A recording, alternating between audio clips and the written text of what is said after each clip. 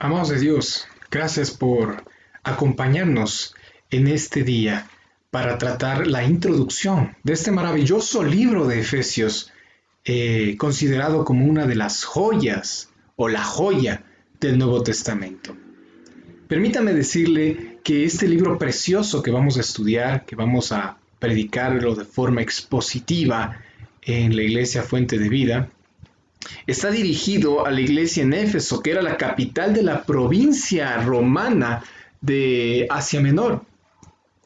Fue escrito desde la prisión. Efectivamente, Pablo estaba, como él dice, él era un mensajero en cadenas, un apóstol en cadenas, ¿no? Y fue una de las 4 cartas que fue escrita desde la prisión en Roma. Tenemos dentro de ellas a Filipenses, Colosenses, Filemón y Efesios, ¿no? Eh, ¿En qué año fue escrito? Aproximadamente entre el año 60 y 62 después de Cristo fue cuando fue escrita esta carta a la iglesia en Éfeso. Eh, la prisión en Roma. De eso podemos ver un poco en el libro de Hechos de los Apóstoles, en el capítulo 28, del 28 del verso 16 al 31. Ahí podemos ver cómo Pablo comienza a escribir estas cartas.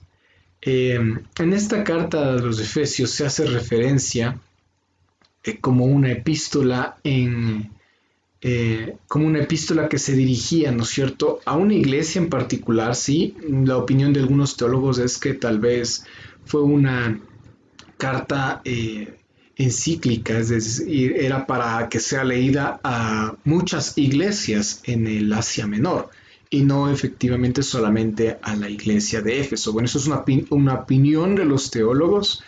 Eh, ¿Qué más? En Hechos, en el libro de los Hechos de los Apóstoles, en el capítulo 18, en esta oportunidad, desde el verso 18 al 19, podemos ver que los que establecieron esta iglesia por encomienda de Pablo fueron Priscila y Aquila, quienes van a tener una importante influencia en esta iglesia como ancianos de esta iglesia, ¿no? El contexto histórico de esta carta es que la ciudad de Éfeso era conocida por su magnífico templo a la diosa Diana, también conocida como Artemisa. Este templo fue una de las 7 maravillas del mundo antiguo. Era impresionante y se dicen que se tardaron en construirlo más de 200 años. Este lugar geográfico era muy importante para el Imperio Romano y era considerado como un centro educativo. Había una universidad en ese lugar. También era un centro de mucho fervor político y era, como no, un puerto comercial muy importante. Tenía un desarrollo enorme, si nosotros podemos estudiar un poco de historia acerca de esta ciudad de Éfeso, tenía varios gimnasios, tenía un coliseo donde efectivamente Pablo en algún momento predicó. Al inicio Pablo predicó en la sinagoga, pero luego fue expulsado de la sinagoga de Éfeso y predicó en varios lugares ya de forma pública en esa ciudad. Eh, ¿Qué más podemos decirles? Muy interesante, la, la postura, ¿no es cierto?, de la carta. ¿Por qué Pablo fue a... Bueno, Pablo en su segundo viaje misionero les deja ahí, como ya lo mencionamos, a Priscila y Aquila, unos siervos fieles, quienes comenzaron a nutrir a este grupo de cristianos y a conformar una iglesia en ese lugar. En su tercer viaje misionero, Pablo visita la iglesia y se permanece ahí Pablo durante 3 años y medio, casi 3 años y medio. Entre 3 y 3 años y medio Pablo permanece pastoreando la iglesia de Éfeso. Luego le deja ahí a Timoteo como pastor durante 1 año y medio.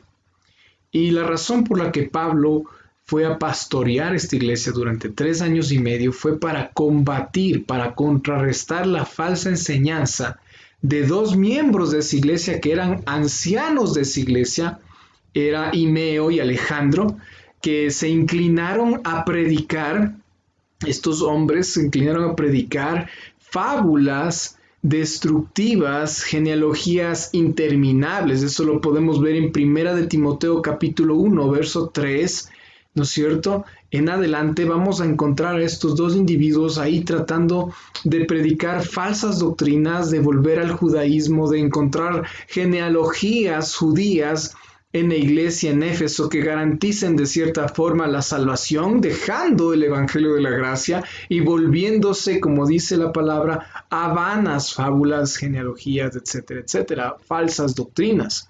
Algunos las pueden considerar inofensivas, pero verdaderamente son destructivas, ya que no causan libertad, la libertad de la gracia, la libertad de la comprensión del evangelio. Y por eso es que Pablo va a esta iglesia durante 3 años y medio a predicar. 30 años después, si estamos hablando que esta carta fue escrita entre el año 60 y 62 después de Cristo, estamos hablando ya del año casi 92, entre el 92 y el 95 después de Cristo, cuando ya Pablo fue martirizado, ¿no es cierto?, y falleció, e igual Pedro, ¿no? Y adivinen quién va a escribir. 30 años después, el apóstol Juan, que era el más joven de todos, recibió un mensaje para esta iglesia, ¿no es cierto?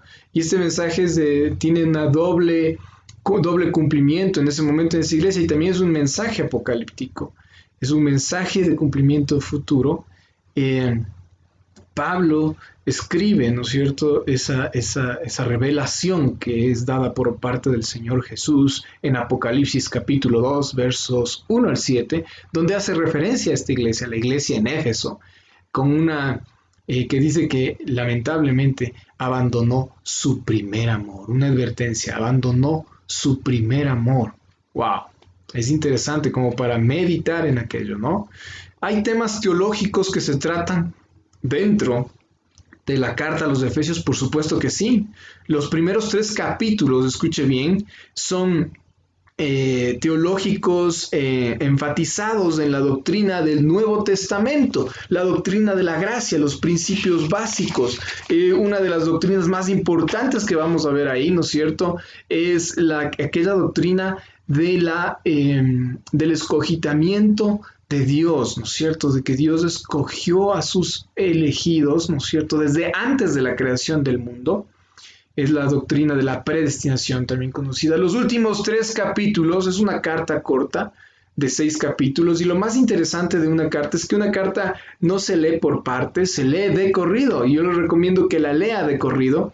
Son tan solo 6 capítulos que bien puede usted concluirlos en menos de 1 hora, con una lectura de estudio. Los últimos 3 capítulos son prácticos, enfocados en la conducta del cristiano, ¿sí?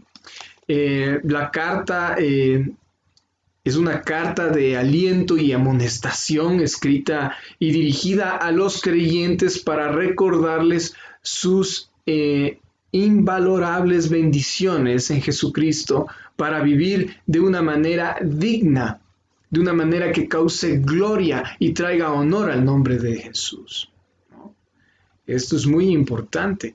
Esta carta está dirigida a una iglesia, recuerde eso, a una iglesia, a un grupo de cristianos, de miembros de una iglesia, y va a hacer énfasis también en lo que es la iglesia, la composición de la iglesia y lo importante que es la iglesia. Un tema clave, como lo que estamos mencionando en esta carta, es la palabra misterio. Este misterio que nos ha sido revelado, dice Pablo, la cual significa una verdad que en el pasado no había sido revelada, que no había sido comprendida, y es la iglesia. Ese es el misterio. Es el salto, ¿no es cierto?, del Antiguo Testamento al Nuevo Testamento, abandonando el tema de la sinagoga, que era otra forma de organización, y pasando a la iglesia de Cristo, que esta iglesia es tomada como un concepto, no como una organización en sí, sino como un organismo vivo, ¿sí? Y hace muchas relaciones con el cuerpo humano, ¿no?, que es un organismo vivo. El cuerpo presente espiritual terrenal de Cristo es la iglesia de Cristo, es innegable. Es impensable que un cristiano vague por el mundo sin pertenecer a una iglesia. en el capítulo 3, en el verso 19, nos vamos a topar con una exhortación a los creyentes a ser llenos de la plenitud de Dios, llegar a una unidad de la fe, a una unidad doctrinaria, y eso es lo importantísimo de una de las grandes verdades que sostiene esta carta a los Efesios, la unidad en la doctrina. Qué importante que es para una iglesia tener unidad doctrinaria, ¿sí? No se puede congregar miles de personas, cientos de personas o mucha gente en una iglesia que piensa de una forma diferente acerca de la salvación, que piensa de una forma diferente acerca de el bautizo, que piensa de una forma diferente acerca, bueno, de muchas cosas trascendentales como que en otro momento podríamos tratarlas, tal vez en algún discipulado, sobre los roles de las personas, ¿no es cierto? El pastorado, sobre el liderazgo en iglesia bíblico, y el complementarianismo, ¿no es cierto? Y bueno, muchos otros principios muy importantes en la iglesia, ¿no? Si es que no tenemos claro, si no hay unidad doctrinal, mucho menos va a haber un crecimiento de la congregación a todo nivel, ¿no? Entonces, en este capítulo 3, verso 19, exhorta a la unidad en la fe y del conocimiento del Hijo de Dios. ¿Se da cuenta? Unidad doctrinal. Y si aterrizamos en el contexto de lo que vivía esta iglesia, bueno, habían dos grupos, dos bandos, los judíos, que ya habían comprendido el Evangelio, ¿no? Y los gentiles, que también habían comprendido el Evangelio, pero parece que no existía una unidad, ¿no es cierto?, entre ellos, porque los unos ya todavía guardaban ciertas costumbres del judaísmo y los otros ya las abandonaron. Y el tema también que va a tratar el libro de Romanos, usted recordará en las prédicas de la Iglesia Fuente de Vida, del libro de Romanos, ¿no? Que había esa distinción. Los judíos se creían como que valían algo más y los gentiles se creían como que desproporcionados de algo frente a los judíos, y la verdad es que la palabra de Dios dice que somos iguales delante del Señor y que estamos llamados a esta unidad en Cristo, a través de la comprensión de su palabra, y a eso nos va a llamar Pablo en este capítulo 3 del libro de Efesios. Hay un término clave en este libro, sí, claro que sí, es el propósito de Dios en Cristo. Ese es el término clave. El propósito de Dios en Cristo. ¿Se ha dado cuenta? Ahorita usted se va a dar cuenta de la valía tan enorme que tiene este libro a los Efesios. Es la forma tan maravillosa como Dios utilizó a este personaje impresionante que Él levantó, a este genio de la teología que Dios levantó, que Dios formó, como Él mismo se describe, educado a los pies de Gamaliel, uno de los rabinos más importantes e influyentes de aquella época. Pablo creció, usted recordará, en una de estas ciudades del Asia Menor, del Imperio Romano. Él era en esta ciudad de Tarso, una ciudad muy influenciada igual por la filosofía, por el comercio, y Pablo era de una familia de muchos recursos, ¿sí? Porque él pudo adquirir junto con su familia la ciudadanía romana. Él era un ciudadano romano que fue educado en su niñez en esta ciudad de Tarso y que en su juventud regresó, ¿no es cierto?, a Jerusalén, y a ocupar una posición completamente envidiable, diríamos, por parte de los judíos jóvenes y de los judíos de más avanzada edad de aquel entonces en Israel, ya que formar parte del Sanedrín era ser parte del club élite, ¿no?, de la sociedad de aquel entonces. Entonces eran los intelectuales, los que hablaban varios idiomas, como Pablo, que hablaba un perfecto griego, ¿no?, al mismo tiempo que hebreo y arameo, ¿no? Y entonces era un intelectual de aquella época que el Señor utilizó, que el Señor convenció. Y ahí nos podemos dar cuenta de algo muy impresionante que nos va a mostrar esta carta en los Efesios. Y es que, mire, hay gente muy inteligente. Sí, hay gente que tiene muchos títulos, que ha logrado muchas cosas a nivel intelectual, pero si no comprende el Evangelio, y es algo que no es dado por ningún otro libro, no es dado por ninguna universidad, sino solamente por el Espíritu Santo. Nos vamos a dar cuenta que el ser muy inteligente no significa que sea sabio. El poder distinguir el bien del mal no te lo va a enseñar ninguna enciclopedia o libro hecho por hombres, ¿no? Entonces miren que Pablo era demasiado inteligente, Pablo era un erudito en muchas cosas, inclusive en la ley de Jehová del Antiguo Testamento. Pablo no comprendía la gracia sino hasta cuando el mismo Señor Jesús se reveló, ¿no es cierto?, a él, ¿no es cierto?, como usted ya lo conoce, camino a Damasco, y ocurre ese milagro impresionante, cuando un hombre tan orgulloso como Pablo, tan conocedor como Pablo, tan erudito como Pablo, ¿no?, como él dice, fariseo de fariseos, o sea, para que se dé cuenta los títulos que él mismo se otorgaba y la forma en cómo la gente le veía a Pablo, es humillado, ¿no es cierto?, ante la gloria de Dios y al darse cuenta que en realidad no sabe nada. ¡Wow! Esto es impresionante, pero la forma en cómo Dios utiliza el talento de este hombre en esta carta es algo glorioso. Y les animo a que no se pierdan ninguna predicación de este libro, la forma de esta carta, la forma en cómo es sintetizado el Evangelio, la forma en cómo es sintetizada doctrina muy importante, muy profunda, fundamental para la iglesia de hoy, en estas tan solo 6 capítulos, en un libro tan corto, una carta tan corta, es algo maravilloso que sabemos que es solamente dado por la gracia de Dios. El plan de Dios, otro asunto muy importante que aborda el libro de los Efesios es el plan de Dios en traer redención a su gente, a sus escogidos, ¿sí? Efesios se perfila como un maravilloso resumen del plan de Dios sobre la salvación y alienta a los judíos y a los gentiles a tener una unidad en la fe, una unidad en la verdad del Evangelio, ¿no? Es algo muy interesante, como ya lo mencionábamos, si vemos un poco el contexto cultural, histórico, ¿sí? En esa ciudad se practicaba mucho la brujería, la hechicería.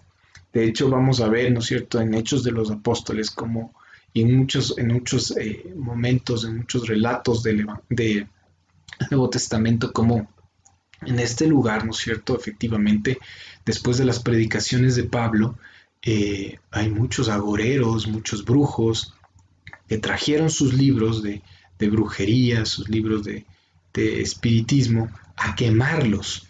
Y miren, esta ciudad sobrevivía, o más bien dicho, la economía de esta ciudad se versaba sobre el templo, que ya lo dijimos, de la diosa Diana, o también llamada Artemisa, y era visitada por casi todo el imperio romano, este templo, que fue una de las 7 maravillas del mundo antiguo. Entonces, imagínense a Pablo, vamos a ponernos un poquito en el contexto de ese momento, en la piel de las personas que vivían en esa época. Una ciudad sostenida por la venta de imágenes, una ciudad sostenida por la venta de recuerditos, de souvenirs, de todas las personas que visitaban este templo. Una ciudad que vivía, ¿no es cierto?, de las ofrendas, ¿no?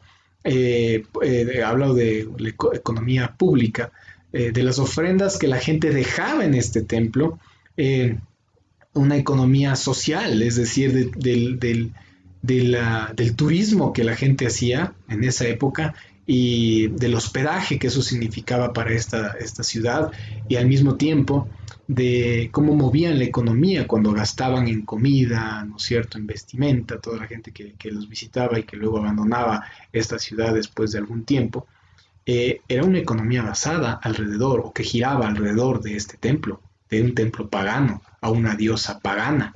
Ahora imagínense a un Pablo predicando ahí en las plazas, predicando en los coliseos, predicando en las casas, ¿no?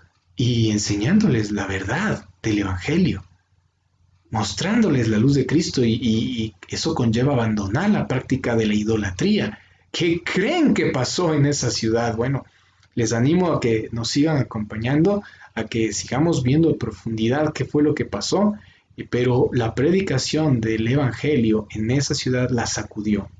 Y hay muchos historiadores que afirman que con la llegada del Evangelio y la propagación del cristianismo en esta ciudad, fueron los días, la gran ciudad de Éfeso también comenzó su cuenta regresiva hacia su ocaso, porque el templo dejó de ser visitado. Los muchos que se convirtieron en esa ciudad abandonaron la práctica pagana de inclinarse, arrodillarse y ofrendar y cantar alabanzas a una diosa pagana como era Diana. Y bueno, la vida cambió, la vida se transformó. Pero es algo interesante porque también esta carta nos muestra que, miren, pueden pasar gobiernos enteros, pueden pasar economías enteras, pueden sucumbir ante muchos, ante el abate del tiempo, ante la transformación de los siglos, ¿no? Pero la iglesia de Cristo prevalecerá para siempre. Eso es algo maravilloso y mucho más en esta época de pandemia que estamos viviendo con el coronavirus. Créalo, el coronavirus no destruirá la iglesia de Cristo. Podrá destruir gobiernos, claro que sí, podrá destruir economías, podrá destruir sistemas económicos, sistemas de salud, pero la iglesia de Cristo prevalecerá hasta el día en que Cristo vuelva por ella. Bueno, si podemos tener un esquema de esta carta, es el siguiente.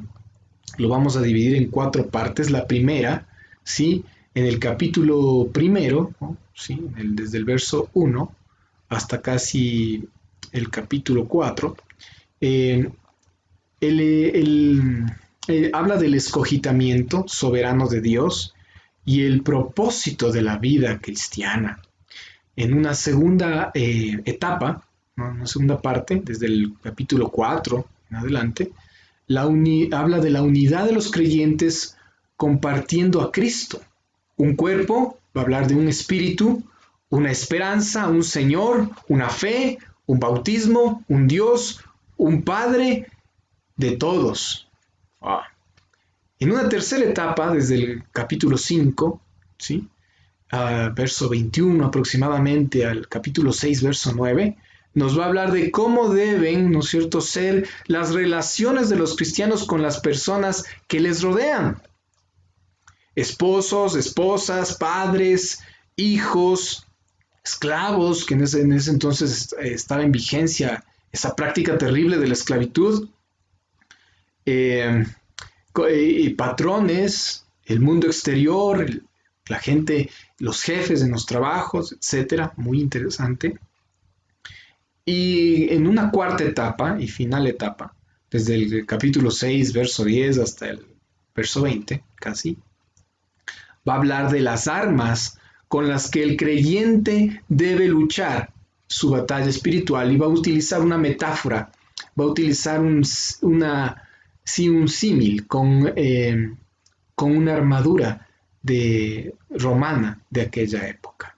Y es muy interesante, así que les animo, les invito a que no se dejen de conectar a la predicación de este maravilloso libro, de esta maravillosa carta a los Efesios, que tiene una vigencia y una implicación y una aplicación en nuestros días. Dios les bendiga.